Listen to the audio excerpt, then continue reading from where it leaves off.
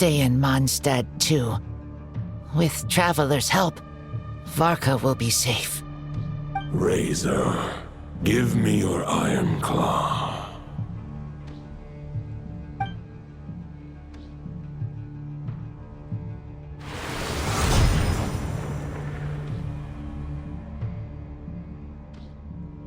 Golden-haired traveler, give this token to the current Knight of Boreas. It is a wolf spirit. It contains my power and thoughts. Though I have given him a piece before, this should bring him new strength. The Dominator of Wolves once bestowed the power of his soul upon his pack, strengthening their hearts and sharpening their claws and fangs. But human hearts and flesh cannot bear the soul of a wolf directly. It would be akin to forcefully merging a human and a wolf into one being. They would descend into chaos. To prevent the entanglement of souls, the most I can do is temporarily house my power and thoughts within claws and fangs wrought of steel. Although, truth be told, that knight does not lack for power. What he needs more is the thoughts within. But I shall leave this for him to explain. The Great Wolf King of the North remains strong for now. Besides, do I not have the protection of my Lupacol? I will protect Lupacol. The North and Varka, I leave to you. Just give me the word whenever you're ready.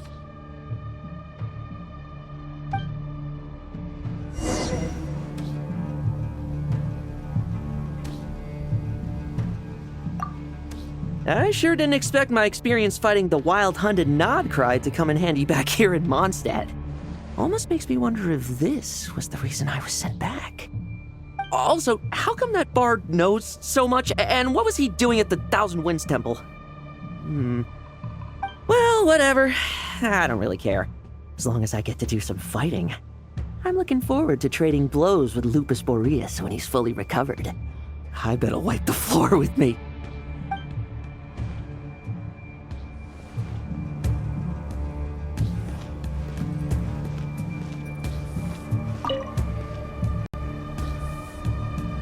Questions before you set off? Better ask now. You'll probably have to hit the ground running when you get to Nodcry. The root of this turmoil lies with the remnant soul that Andreas, Dominator of Wolves and God of the North Wind, left in Nodcry. He once left Nodcry and braved the blizzards to confront the God of Storms and claim the right to rule. Yet even as the tower fell, he chose to abandon his claim. Instead, he returned to the north and slumbered for 1,000 years before finally journeying back, under the name of Boreas, with the first Knight of Boreas to witness the new face of Mondstadt. When the wolf spirit could no longer maintain his physical form, Boreas chose to pour his power into the ley lines. With that, he became the North Wind of Mondstadt, as he is still known to this day. Any questions before you set off? Better ask now. You'll probably have to hit the ground running when you get to Nodcry. 500 years ago, Roland seemed destined to become the mightiest Knight of Boreas ever to have lived. But he was too pure of heart. He believed firmly in his own ideals of chivalry, vowing to eliminate all injustice from the world. But the world had never been perfect and pure, nor would it ever be. Neither his mentor, the wolf pup Rostam, nor the Grand Master, known as the Lion of Light, could persuade him to temper his obsession. But what was the scent that reeks of blood that Lupus Boreas sensed? And what is its connection to Conria and the Abyss? Perhaps you will uncover the truth in Nodcry. Any questions before you set off? Better ask now. You'll probably have to hit the ground. The soul of a wolf is as unyielding as ice, and Andreas is a master of molding and shaping it. His people once drew great strength and wisdom from the wolf spirit. But human hearts and flesh cannot contain the soul of a god. Attempting to place the wolf spirit in a human vessel would slowly devour their sense of self, even if Lupus Boreas did not intend for that to happen. That's why Lupus Boreas developed the technique of imbuing weapons with his soul. It is his way of blessing his human Lupical with the wolf spirit's protection. In fact, there is an ancient song that tells this tale. A weapon once of common iron, now through friendship turned divine. Twixt man and wolf a bond was made, a power born within the blade. As much as he might claim not to accept humans, his actions sing a different tune. Oh, but keep that little observation between us, will you? Any questions before you set off? Better ask now. You'll probably have to hit the ground running. All right, over to you, Dvalin!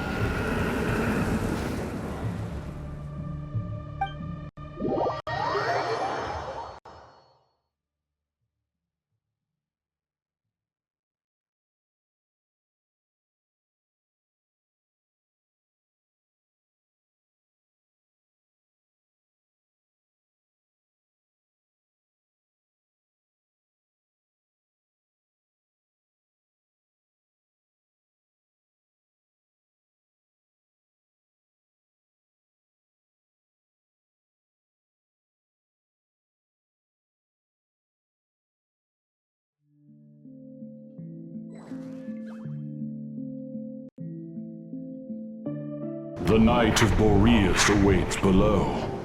We must part ways here. Barbatos and I have other plans. We will meet you again later. All right. Hey, wait. How are we getting down?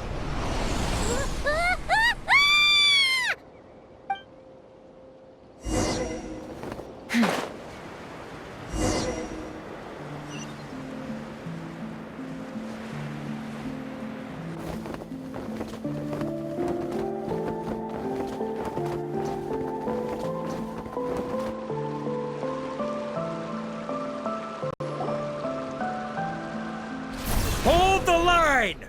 The enemy's on the brink of collapse! Grandmaster! It's...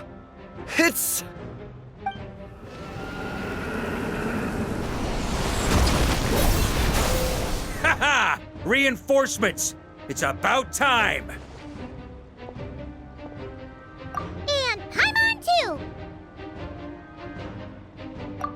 We're just about hanging in there. Most of their grunts are taken care of now. Their leader's gonna have to make a decision soon. Fight or flight? What will it be, mightiest Knight of Boreas? As expected, this hastily summoned Wild Hunt horde is nothing but a disorganized rabble. A mere shadow of the forces gathered by the Rahir of Solmari. But they have served their purpose. I now understand your tactics, and you, in turn, understand mine. This is fair. This is the way of chivalry. Farewell, heir to the knighthood of Boreas. Whether you choose to resist me or not, I shall set right the injustices of this world. In the name of the blood-stained knight. Guess they're retreating for now. So that Wolf of the North lookalike, that was Andreas? But why would he be leading the Wild Hunt? And why was he talking about the Bloodstained Knight? Ugh, forget that. We can save the details for later. He was the enemy boss, right? Are we just gonna let him get away? There's no point chasing after him. We've crossed blades already, and it ended in a stalemate. Right now, there's nothing we could do about him. True. We're still not certain of his true identity, but whether he's a god corrupted by the Abyss or a legendary knight, killing him might be just about possible, especially now that you're here. The difficult part is, we can't kill him right now. Huh? What do you mean? Is he immortal or something? No. Judging from our skirmishes so far, I don't think he's got any special abilities of that caliber. Nor does he have the ridiculous level of power wielded by the Five Sinners. But, compared to Rerir, our current foe clearly has a better understanding of how to exploit Nodcry to his advantage, particularly when it comes to Andrias' remnant soul.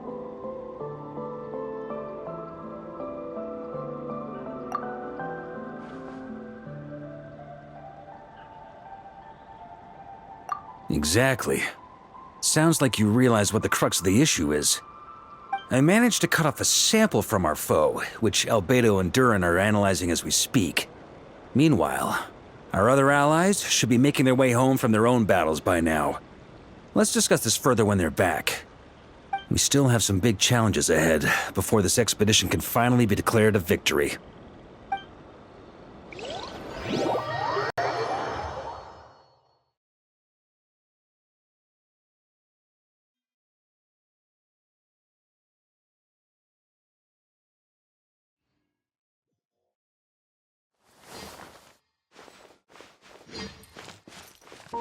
The meeting's probably gonna be in the biggest tent, right? Looks like a bunch of people are there already. Why don't we go chat with them?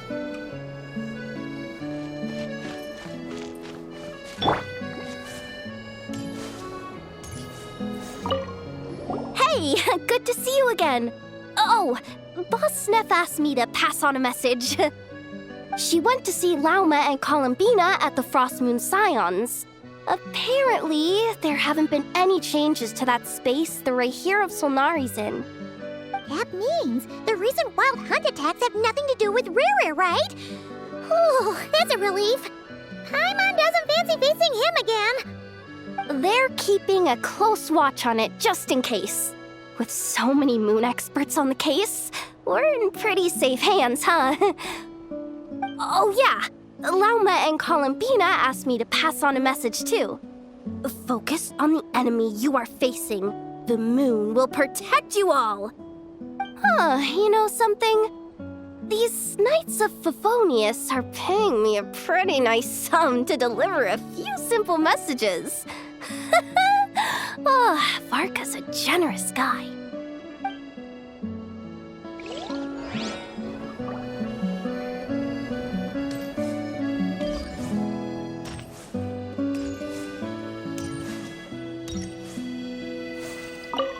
Short distance propulsion module on cooldown. 15 minutes until next departure. Switching to chat mode. Hello there, Paimon, traveler. Varka placed a sizable order with the Clink Clink Krumkake craft shop. Aino is hard at work producing the strategic reserve, while I am handling the deliveries. Secondly, I am also here to attend the meeting in her place.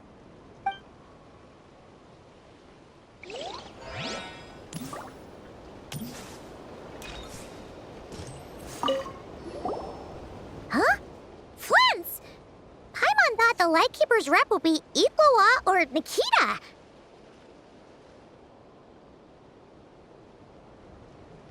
You're quite right. However, Itlua and Nikita are both busy organizing the Ratniki's region-wide response to the recent attacks. And since I'm well acquainted with everyone else here, I was the one they recommended to attend the meeting.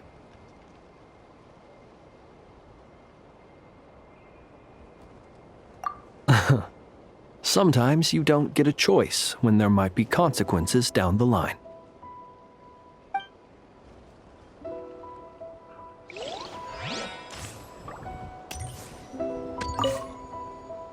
Hey, Honorary Knight.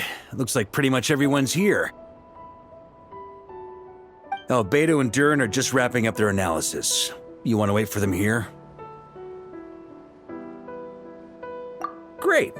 While we're waiting, could you update me on the situation in Mondstadt?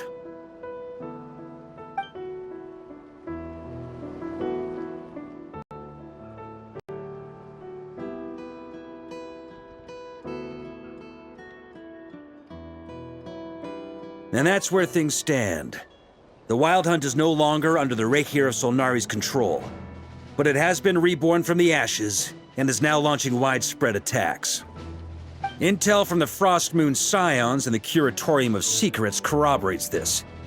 No disturbances have been detected in the space where Rere resides. What we are facing here is a completely new foe. Summarizing current situation. To confirm, the present leader of the Wild Hunt is the creature resembling a wolf. Andrius, god of the North Wind. More precisely, it's the external will that has seized control of Andrius' spirit, namely Roland, the Bloodstained Knight. Whoa. Hold on. I'm completely lost. Isn't Roland some Mondstadter from like 500 years ago? How'd he suddenly get wrapped up with a god from 1,000 years in the past and the present-day Wild Hunt? Allow us to explain that part. Are you familiar with compensation mechanisms? When an organism sustains damage, relevant tissues will undergo changes to offset the loss of function. For example, when one kidney is damaged, the other will be strengthened to compensate. Or when a main artery is blocked, the collateral vessels become more active. Similarly, when the Wild Hunt lost their leader, the Abyss harnessed the memories that flow throughout the ley lines to fashion a new one, fit for the present circumstances. That new leader is a mirror image of Roland, the Bloodstained Knight.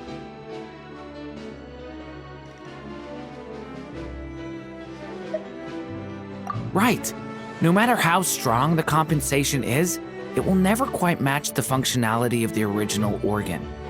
The Roland replica can't possibly imitate Rere's overwhelming power, nor his ability to disguise himself as others. So, the Abyss made use of the connection between Roland and Boreas to compensate for this lack of power. The replica corrupted and took control of Andrius as he slumbered by the bank of Amsvartnir, ultimately manifesting as the giant beast that you all witnessed. However, exactly why the Abyss chose Roland to mimic, and indeed how it was able to do so, remains unclear. I guess he must have gotten caught up with the Abyss or Nodcry somehow during his wanderings through Teyvat. But we can keep those questions on the back burner.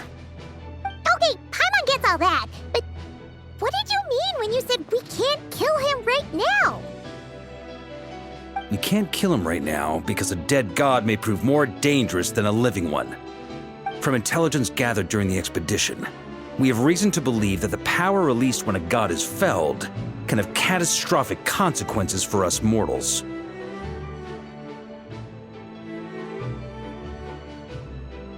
Worse still, the wrath that remains after a god's passing becomes a source of endless turmoil. Once god remains contaminate the land, they will persist for thousands of years. This land has already been ravaged by the Wild Hunt. If we add god remains to the mix, it'd be like adding salt to an open wound, placing everyone who lives here in perilous danger. Query. While I can indeed find records of disasters caused by god remains in my database, there also appear to be cases of gods dying naturally with no ill effects.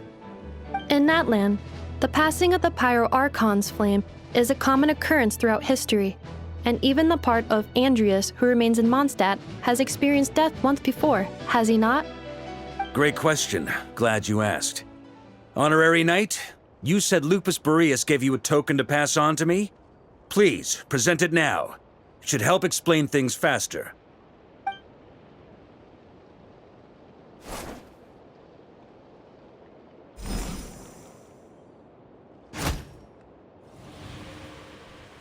Come forth, Boreas!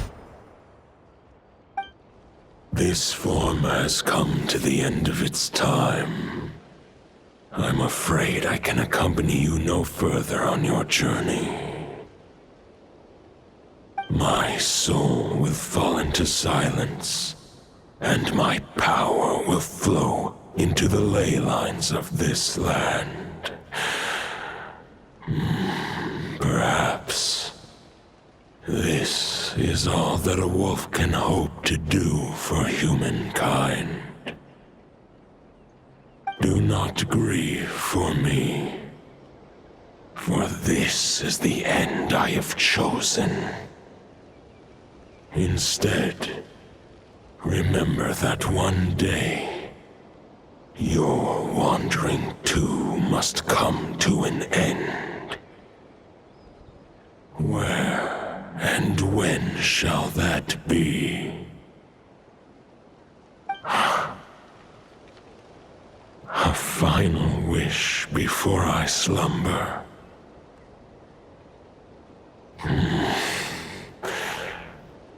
Sing me a song. That melody you so often hummed in the taverns.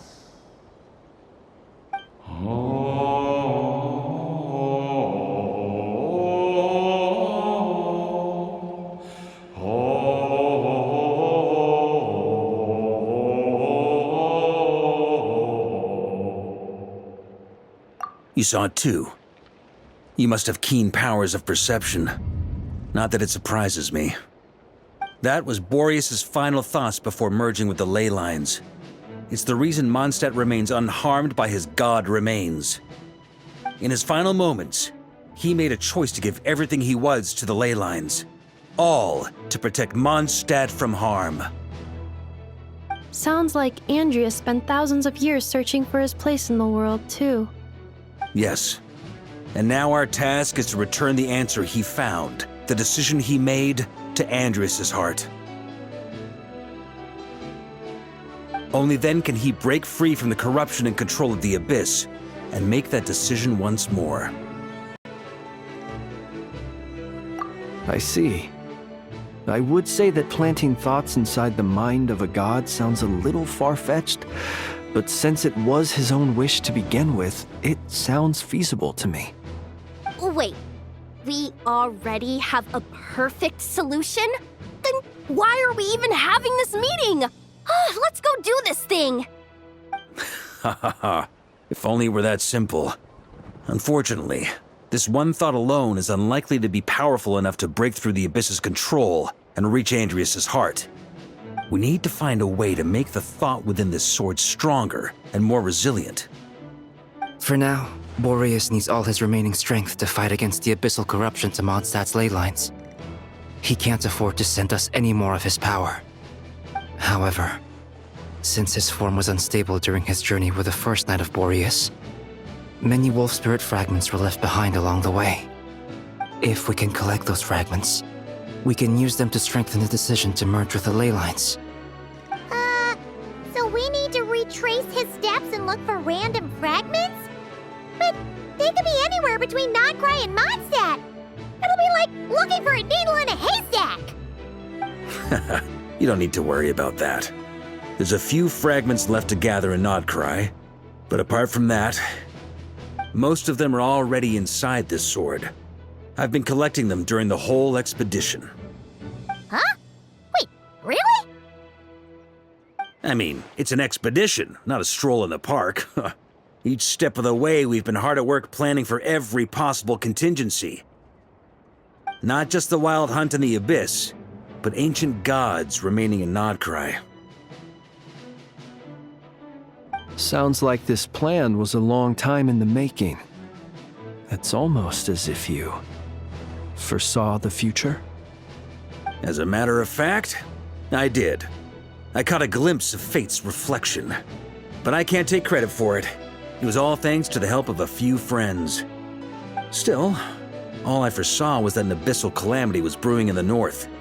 Had I known more, we could have saved a lot of energy.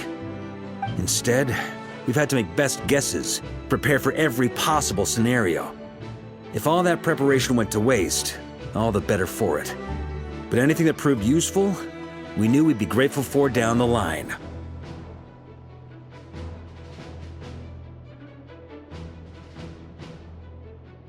Sure is. Just one crucial step remains. We need to gather the last few wolf spirit fragments scattered around Nodcry, and use them to make the thought within this sword as strong as it can possibly be. According to what Boreas told me before we left Mondstadt, his form was at its most unstable at the beginning of his journey. That means the fragments here should be the most powerful ones. But of course, we've been tied up fighting battles since the day we set foot in Nodcry. First with the Wild Hunt, then with the Doctor. So, it wasn't until recently that we were finally able to confirm the status of the Wolf Spirit fragments. We now know there are 3 left to find. Okay, so 3 more mini expeditions to go. I managed to gather 1 fragment before Roland reappeared. I also have a confirmed location for the second, which I'll take care of in short order.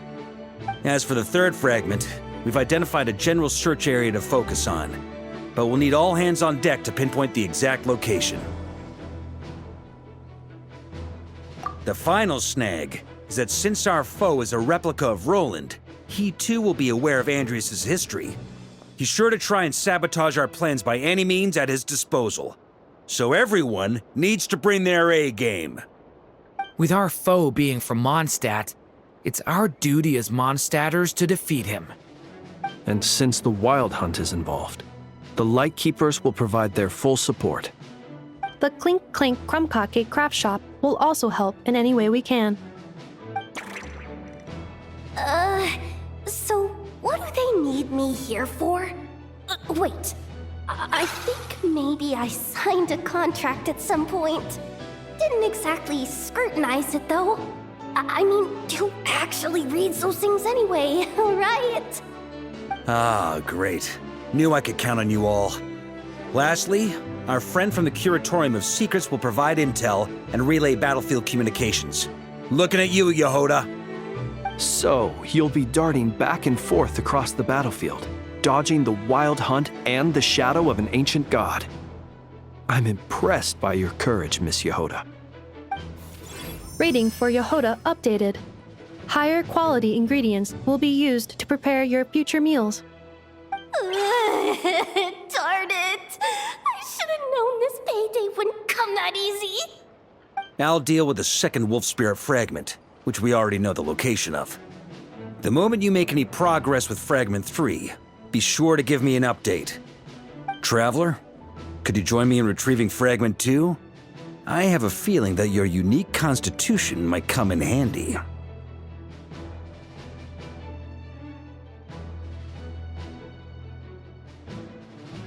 All right, time is of the essence. Let's move out, people. Dismissed!